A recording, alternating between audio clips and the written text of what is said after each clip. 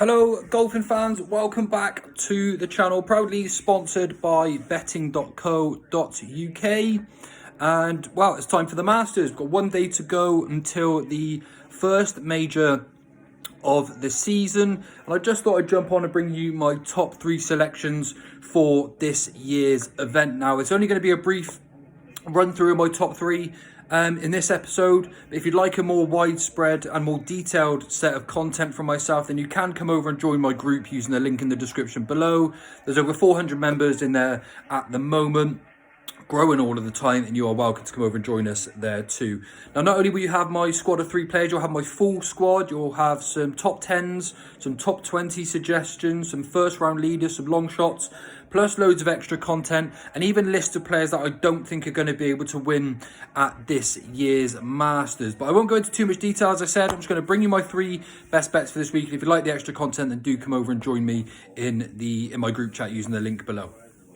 Before I go on to those selections, though, it's probably worth just mentioning over on betting.co.uk, I have put up a couple of selections and some long shots as well, plus I have a few bits and bobs. So if you'd like to go over and check out my content there and grab yourself some free bets, then please do so. Okay, so 3 selections for you for the Masters this year. There's always a few trends that I do follow when it comes to the Masters, and I'm not really a stat fanatic or anything like that, but there are a few factors that I would definitely avoid when you're trying to find your selections for the Masters tournament. The main number one for me is that you shouldn't be backing a debutant. Now, we've got some pretty big names as debutants this year in the lineup. Now, however good they are, it doesn't bother me. I am just going to put a line straight through those because I don't think they're going to be capable of winning at Augusta first time out. It's an incredibly unique course. It's not like your day-to-day or week-to-week PGA Tour events where you've got these massive greens and you can just find the flat spot anywhere because you're going to have enough controlled spin just to keep you on the putting green. Where at Augusta, you actually have, say, a 10-foot square mark where you need to land the ball to enable you to basically to get near the pin. If you're not in those landing spots, you don't always get the spin to stay on the green, and you can obviously find the slopes, the creeks, and all the rest of it as well. And the greens this week are going to be really, really firm. It's quite important to know as well that Tiger Woods always mentions that Augusta is a course that you have to learn how to play over time. It really isn't just like the day-to-day. So no matter how good Ludwig Aberg is, Wyndham Clark, even though he's a US Open winner, Nicolai Højgaard, Matthew Pavon, Eric Cole. The list actually goes on of these debutants. However, I really like them as players, but I do not like them for the Masters. So you've just got to draw a line through them. I can't see it happening this year. The last debutant that won was actually Fuzzy Zeller back in 1979. But even on the back 9, he came from about 4 or 5 shots back due to a collapse at the top of the leaderboard. It wasn't like he went out there and earned himself the win by getting loads of birdies. So I do think the debutants are players that you obviously want to be ignoring this week. And that also goes for the likes of sort of Nick Dunlap, Denny McCarthy, who of course played really well last week as well.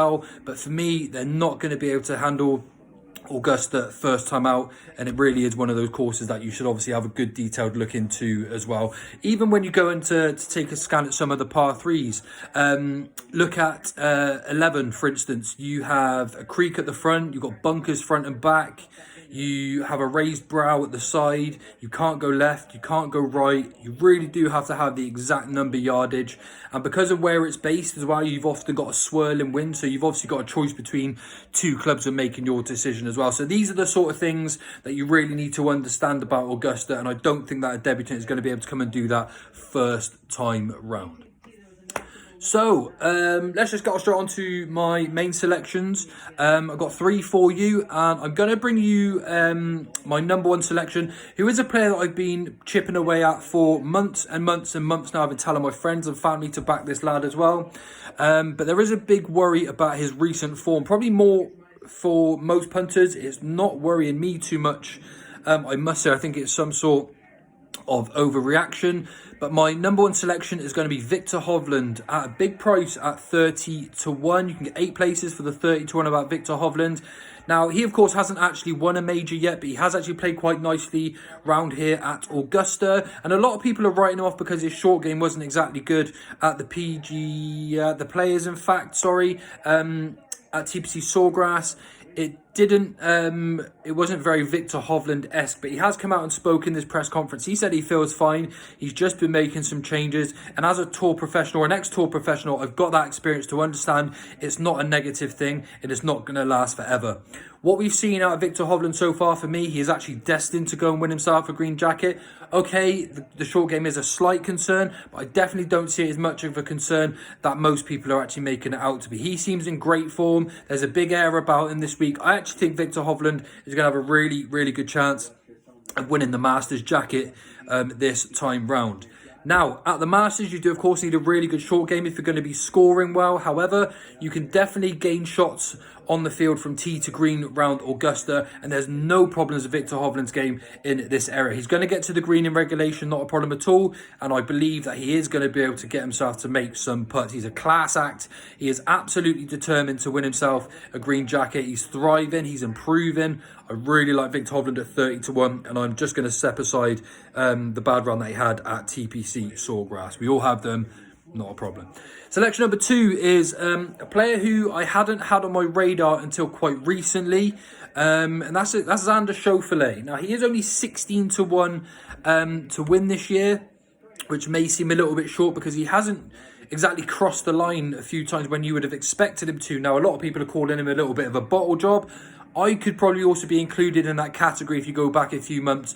But this year, he has been absolutely superb. 8 tournaments so far, 6 of those in the top 10. And there's none that he's been in contention and lost himself the lead. He's just played really well the entire way through. So this season, he hasn't exactly lost any of his bottle. He's just had 8 tournaments of really, really solid golf, and I think this week he isn't going to be too far away once again. I think he's world number 5 at the moment as well, Xander Schauffele, and I think he's probably going to go a little bit underestimated by some people based on, well, regarding win credentials anyway, based on the fact that we haven't seen him do too much winning in the big events. However, he's been playing really well this year.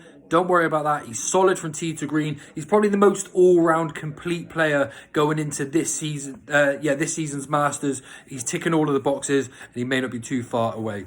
And then my final selection is another player that I'm just going to have to stick with, despite a poor round at Live Golf Miami last week, and that's Brooks Koepka at 18-1. But as a win bet only on Brooks Koepka, I didn't really fancy taking 2 players at 18-1 or less each way, so I'm going to go for the win on Brooks Koepka. And of course, he was unlucky not to win it last year as well, but he is a 5-time major champion and he is an incredibly good ball striker. I think he's going to give himself loads of opportunities, and regardless of what happened last week, it is completely different this year. I think he's going to come into this in really good form. Despite having a bad week last week, he always turns up for the big events, Brooks Koepka, and I think he's going to take quite some stopping if he turns up in, or if he starts playing in the same form that he did last year.